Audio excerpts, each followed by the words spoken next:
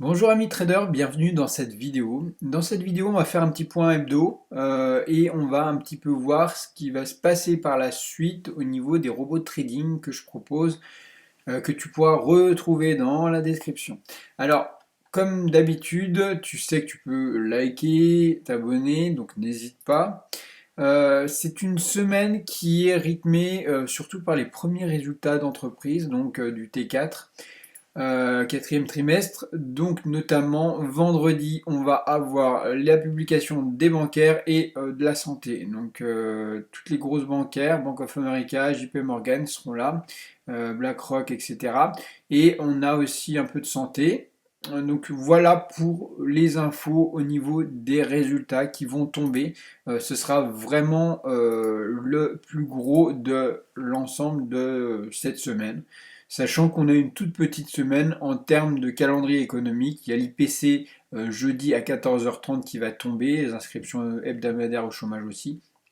Et vendredi, on a quelque chose d'intéressant pour ceux qui ont le robot GBP ou qui suivent le robot GBP USD que je propose. Donc c'est le PIB à 8h du matin sur le GBP. Donc ça bougera un petit peu vendredi. On espère des beaux trades, un peu de volatilité pour qu'on gagne beaucoup de points ou de pips.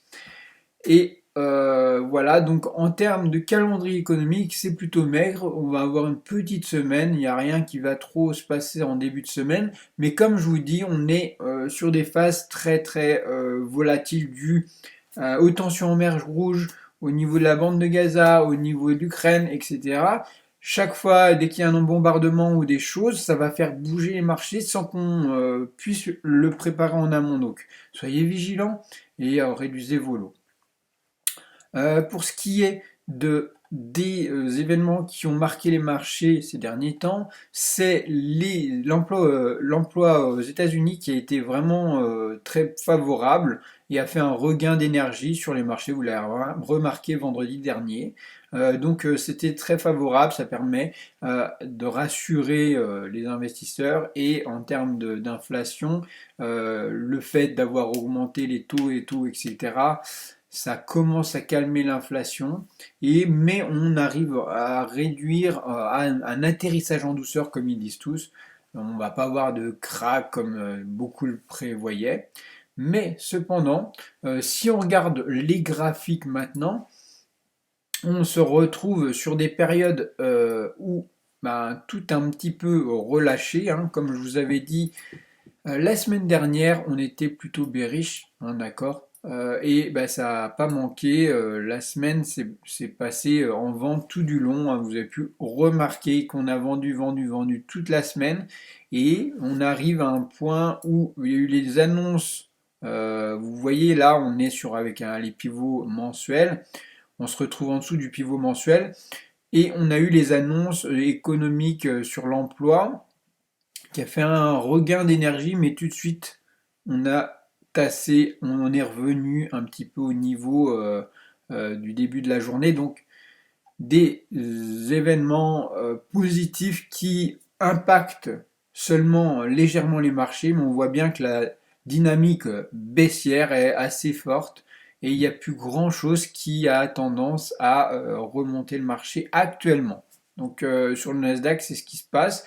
Toutes les techs ont pris un coup. Bah voilà, donc pour l'instant on est sur cette zone un peu de baisse. Le Dow Jones se comporte encore le mieux de tous, on va dire, parce qu'on reste encore au-dessus du pivot mensuel, contrairement au Nasdaq. Le SP500 est en dessous du pivot mensuel, donc plutôt baissier, on va dire. Les obligations de l'État bah, ont bien redescendu, donc on est en dessous du pivot mensuel. L'or, quant à lui, est en dessous, donc il est en phase de stagnation, hein, comme on avait vu dernièrement. On reste en dessous du pivot mensuel. Donc s'il y a acheté un actif, c'est le Dow Jones. S'il y a à vendre un actif, c'est plus soit le Nasdaq, soit l'or ou le SP500. Voilà, mais j'aurais plus tendance à partir sur des ventes sur du Nasdaq. D'ailleurs, on a fait des trades sur le robot qui trade sur le Nasdaq en vente avec de francs succès ces derniers temps. Quand on a des grosses vagues de baisse comme ça, c'est très favorable. Donc voilà pour tout ce qui est des marchés. L'euro-dollar se maintient vers les 1,09. Pour l'instant, à mon avis, on va se stabiliser sur le pivot à peu près. Donc rien d'exceptionnel à part si on a des événements un peu moteurs. Après, tu retrouveras dans la description mon Telegram. Sur ce, je te souhaite un bon dimanche et à bientôt.